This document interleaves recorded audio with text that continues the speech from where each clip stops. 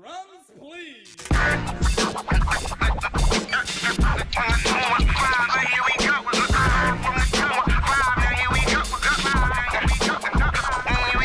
Hey everybody, C.Note here, and welcome to Dopamine, the show that is all about mental health empowerment. Today on the show, I want to talk to INTPs all about how to finish projects. Now, before we get going on this topic, if this is your second or third video and you're kind of in the rabbit hole stage, go ahead and like and subscribe to this video, and then hit the bell icon. The bell icon will notify you when a new video goes live. I try to do it every Thursday, but sometimes I do a sporadic video, or if I'm trying to launch something, I will send more videos out at a regular interval. And who knows, sometimes I'm feeling spontaneous and I just post something. So if you're wanting to see or wanting to be one of the first to watch these videos and learn in real time when something clicks and connects with you, go ahead and hit the bell icon to get notified when something goes live. So I want to talk about finishing projects. And finishing projects is one of the things that INTPs tend to struggle with. We talked about starting projects on another video, and on my INTP productivity workshop, we talk about the whole gamut of productivity, how to start a project, how to stay motivated, stay focused, what some of the common problems are, limiting beliefs, stuff like that. And then we wrap up on how to finish a project. And finishing projects can be hard because for INTPs, we are perceivers. That's what the P stands for. Perceiving means that we tend to take in more information than we put out. And we start to learn a lot in our heads. Like, we love working things out. We can actually complete a project in our mind much more quickly than actually completing it in the real world. The challenge is that completing a project in our mind doesn't make us money. And it doesn't get us necessarily the connections we want. It doesn't make any kind of big picture change. All it does is conceptualize and fantasize, and that's just kind of self-effacing, and that doesn't really, it doesn't help anyone. I don't even know if that's the right word, self-effacing. I don't think that's right at all. But I think you know what I'm trying to say. Follow the context. The idea is that, you know, it's easy for us to finish projects in our head, and I've done that plenty of times. But usually when you're working on a project in your head, there is a time limit as to when you need to get it out into the world. So you got to ride the lightning and take advantage of the excitement that you have in your mind of getting the project finished and actually finish the project, literally do the work. So I know it's easy for a lot of INTPs to get started. It's easy to get excited and you start putting the pieces together and you're starting to construct this thing. The challenge, however, is that sometimes when we start a project, we have a full, complete picture of what we want to look like. We want that to look like. And the other side of that is that we are not just implementers. We are brainstormers. We are creators. We are Imagineers, which is, I hope I don't get copyright for that. I know that's a Disney term. But we're imagination servers and creators, right? And the idea of starting a project is to start something with enough wiggle room so that it can expand and grow as we're working on it. And sometimes when we're starting a project with a fully formed concept in our head and we just want to execute that fully formed concept, it gets boring because then it's just about implementing. It's just about dragging ourselves to do the work. I'm going to keep talking and take off and fix my glasses here. Ugh, I can't see a thing. But if we're just focused on implementing, then it's not exciting anymore. And what's exciting about a project is the possibilities, is the expansion of it. So it really, finishing a project starts with how we start a project. So if we're starting a project on the basis, that's so much better. Oh my God.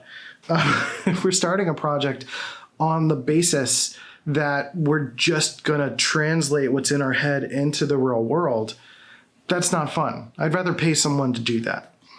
But if I'm bringing something out into the world that is like a seed of an idea, and then I'm continuing to tinker and explore and brainstorm in the outside world as I'm doing it, like with these videos, I have a seed of an idea. I don't have the actual script in my head. I have some ideas of what I want to talk about, and I know where I want to go with it. But everything in between Like I'm playing. This is expansive. This is expressive.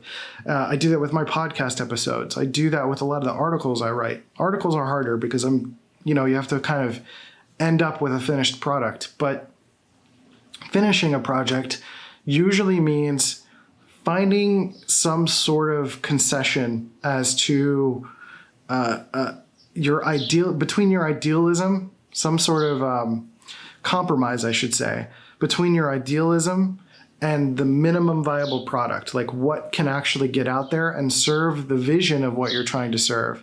Because again, it's not the specific product that you're trying to get out there. It might just be the idea, the seed of the idea, just something that is, what's the point? What is the holistic point? Not necessarily what does this need to specifically look like or feel like or sound like or read like, but like what is the point that's getting across? And if the point is getting across, of course we can keep expanding upon it. But if the point is already across, then the minimum is done, right? And then it's just a matter of deciding when to wrap it up. Because those factors become a matter of feedback. They become a matter of time constraints, money constraints, what you can actually do with it. So at that point, there's this concept called thrashing, where you take a project to 80% as quickly as you can. You just do the work right then and there, super fast. And you do it with your complete creative control. You take it as far as you can. And then from there, you get feedback, or you push it up against like what the actual deadlines are, or the criteria, or whatever, and you mold it to what that is. And once that matches up, once you have that feedback, you can basically start to put a bow on it. And finishing a project usually means there's some sort of external accountability assigned to it, meaning you have to hand it off to someone's asking for it, or someone's holding you accountable for it, or something to that effect. It's some way for you to have to finish it. Because if we're leaving it to our own devices, sure, you can tinker to the end of time, but there's got to be a reason to finish it. So that's really the thing that's going to help you finish a project, is giving yourself a reason to finish the project. Usually that's some sort of external deadline. That's usually some sort of extroverted feeling-based deadline. Getting someone who you don't want to disappoint or upset to help you with that. Right now, I'm up against a deadline with my battery's about to die. So I got to wrap up this video probably within the next minute, because then I'm going to be real upset, and that's not going to be fun. But that's the core idea, right? Is that if you have some sort of extroverted feeling, accountability, that's going to help you finish the project. Otherwise, if it's just up to your own devices, we'll just keep tinkering and it'll never get done. So that's the trick. To learn more about that, more specifically, and to learn how to start, how to focus, how to be more productive, I implore you to join our INTP Productivity Workshop, which is a monthly live Q&A. It's a program, which is something you can watch on your own. And then there's going to be resources, books, links, mentors who are INTPs, people who are, I'm going to point you in the direction of people like Seth Godin, Austin Kleon, people who are really amazing creators who I suspect might be INTPs, or who are at least intuitive thinkers, and give you some encouragement how to create things on your own terms. So there's going to be all sorts of resources there. There's the program.